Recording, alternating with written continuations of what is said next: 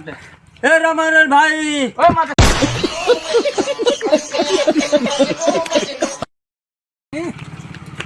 अरे जरा ये हम याद दे देता के रुको ना हम आओ तन रुको ना। अरे भाई विजयपुर से आवता नहीं हम थोड़ा ना साइकिल ए मत ए रामानंद भाई ओ मत थोड़ा ना हट कर दे तुम्हें ले जाए हमको पाट ले लीगा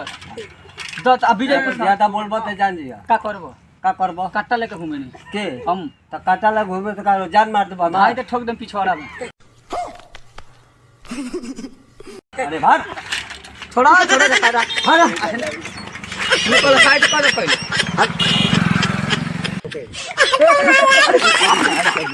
बाप रे बाप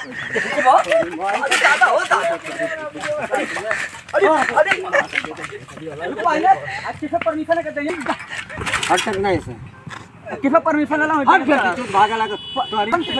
गाड़ी है गाड़ी है गाड़ी है थोड़ी भाई वो थोड़ी वाला ये उल्टा सीधा बात करने लगा है बढ़िया जाए दो लोग है बढ़िया कमाई ना छोटी वीडियो कॉल करता है